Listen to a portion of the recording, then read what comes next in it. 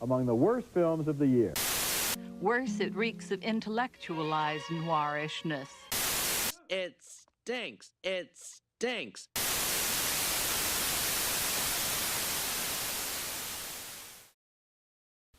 So, I saw the newest Transformers sequel, prequel, what have you, Bumblebee, and it's not that bad while also not being all that good, if that makes any sense whatsoever. It's definitely the sixth film in a long-running series, and it feels like that no matter what road got that series to that point. This is kind of like its natural outcome. That from here you can potentially just redo the previous universe, which apparently they may be doing with an announced sequel, but hopefully get right this time around is a nice little bonus that gives this tired and worn out series a fighting chance. Starring Haley Steinfeld and John Cena, Bumblebee is a film that is trying as hard as possible to be an 80s flick, but comes off feeling more like Mac and Me than E.T.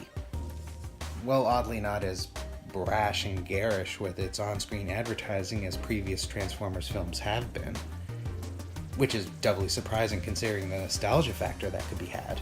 A kind of cheap way of getting audience sympathies that Michael Bay would certainly have gone in for.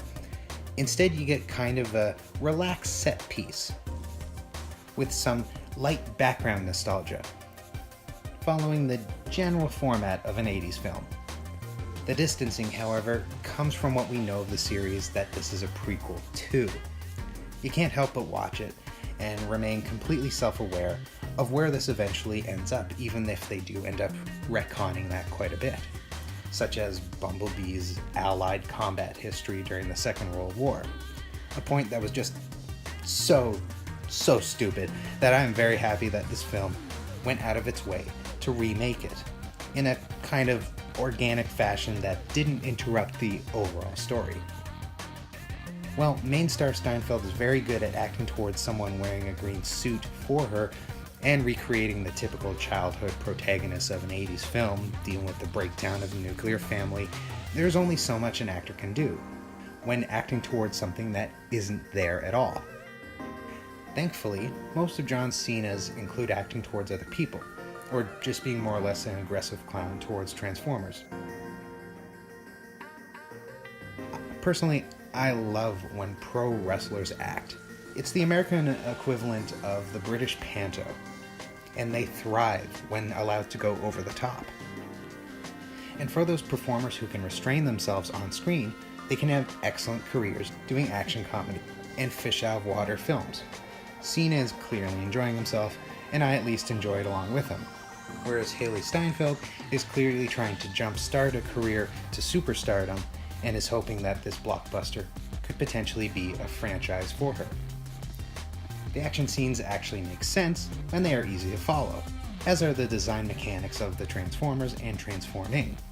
While focused mostly on Bumblebee and the two Decepticons, sprinkled throughout at appropriate times are blocks of OG Optimus Prime, including a fantastic prologue that is everything any Transformers film ever wanted out of any of these films, and is well worth the price of admission itself, just to finally see on the big screen, fully actualized. It's not the greatest film, or even the best thing in theaters, but it's very enjoyable, and actually manages to make a somewhat more in-depth character out of Bumblebee, a character who has maybe 2 lines of dialogue in the entire film, and offers for the franchise and the potential that Transformers hold as a brand for later on-screen appearances. No, and it spares John Turturro another painful cameo, so it's got that going for it. Sherman, I just realized you insulted me. Now you will die. Hey, Nutnik, your shoe's untied. From here they appear to be tied, but I will go in for a closer look. Taxi! To the airport! On closer inspection, these are loafers.